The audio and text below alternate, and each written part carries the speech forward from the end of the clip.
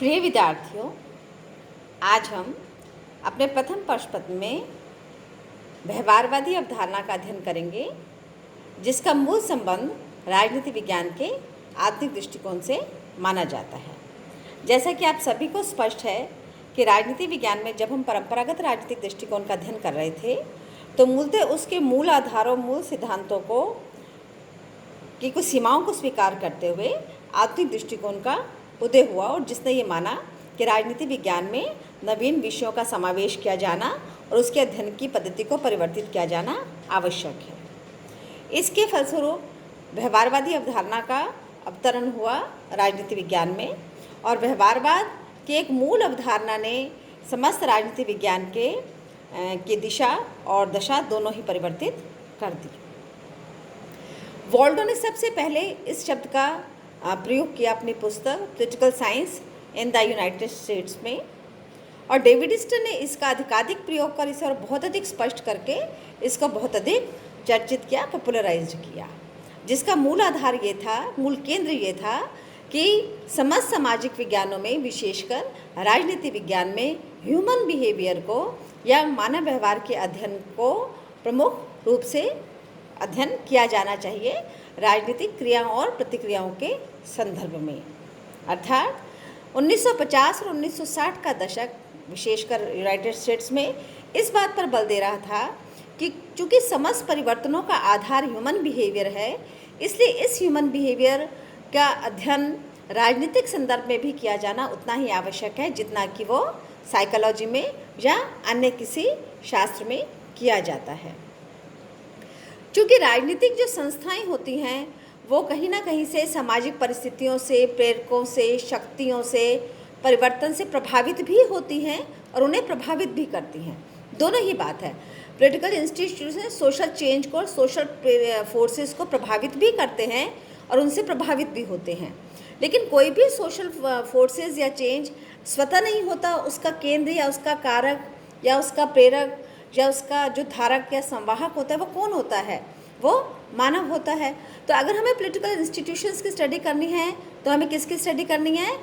सामाजिक राजनीतिक क्रियाओं, प्रतिक्रियाओं, परिवर्तनों और सहभागिताओं की। लेकिन ये चूँकि मानव के द्वारा किया जाता है, इसलिए प्रत्यक्ष रूप से राजनीति विज्ञान किससे जुड़ जाता है? मानव व्यवहार के अध्ययन से।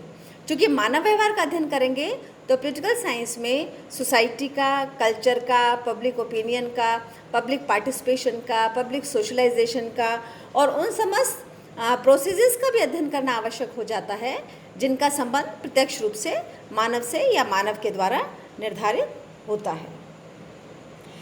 प्रारंभिक रूप से जो व्यवहारवाद की अवधारणा है वो मनोविज्ञान में प्रतिपादित की गई, और मनोविज्ञान में ये माना गया कि प्रत्येक कार्य का कोई ना कोई कारण होता है, कॉज होता है, और जब कारण होता है तो उसका कोई ना कोई परिणाम भी होता है।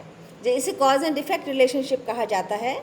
एंड जे बी वॉटसन ने भी इसे बहुत अच्छे से स्पष्ट किया अपने SOR मॉडल के द्वारा कि किसी प्रेरक के बिना कभी भी कोई कार्य नहीं होता है, और जो भी कार्य होगा उसकी प्रतिक्रिया भी होगी।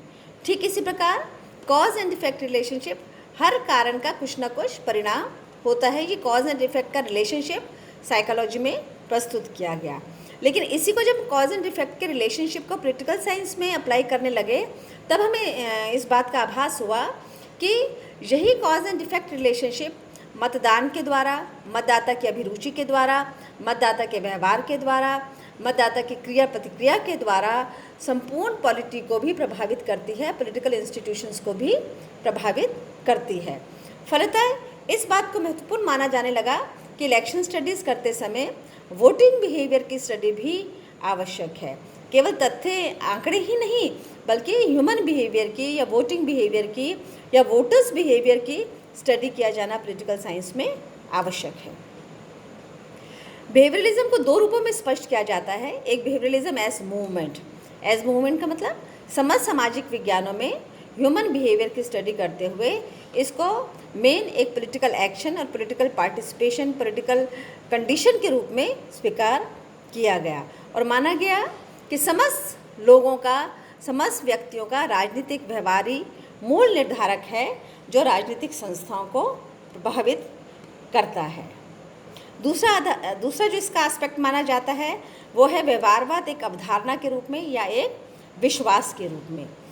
जिसका अर्थ ये हुआ कि सोशल और पॉलिटिकल थ्योरी में व्यवहारवाद का अध्ययन एक अवधारणा के रूप में भी किया जाए, जिसमें जितने भी पॉलिटिकल बिहेवियर है उनको सैद्धांतिक निरूपण उनका किया जाए। जितने भी व्यवहारवादी समस्याएं आती हैं, व्यवहारवादी चिंतन किए जाते हैं, व्यवहारवादी प्रयोग किए जाते हैं जो मेजरेबल हैं, जिनकी गणना की जा सकती है, जिनके लिए तथ्य एकत्र किए जा सकते हैं, उन सब की क्वांटिटी और क्वालिटी दोनों को ह्यूमन बिहेवियर के संदर्भ में स्टडी करके राजनीति विज्ञान में एक अवधारणा के रूप में उसका अध्ययन किया गया, जिसे हम व्यवहारवादी अवधारणा या व्यवहारवादी सिद्धांत के रूप में जानते हैं। यहाँ हम कंपेयर कर सकते हैं ट्रेडिशनलिज्म का और बिहेवियरलिज्म का। जो ट्रेडिशनलिज्म है वो किस पर फोकस कर रहा है?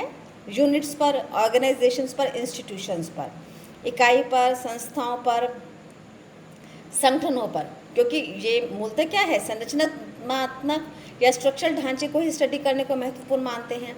लेकिन बिहेवियरलिज्म किस पे अध्ययन करता है?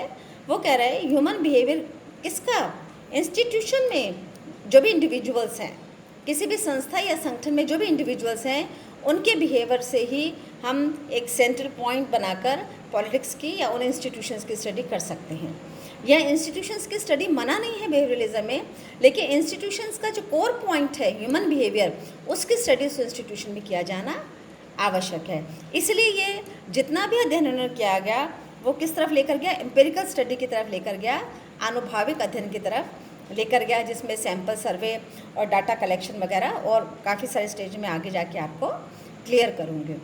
यहाँ डेविड ट्रूमन स्पष्ट करते हैं कि ये सिर्फ इस बात को स्पष्ट नहीं करता व्यवहारवाद की राजनीति विज्ञान में जो अवधारणा है, बल्कि एक राजनीति विज्ञान के विस्तार और राजनीति विज्ञान के एक बृहत क्षेत्र को समाहित करता है, जिसमें ह्यूमन बिहेवियर ऑब्जर्व भी किया जाता है और जो ऑब्जर्व करने के बाद अपने परिणाम भी देता है, ताकि हम सटीक भविष्यवाणी करके राजनीति विज्ञान को और अधिक वैज्ञानिक बना सकें।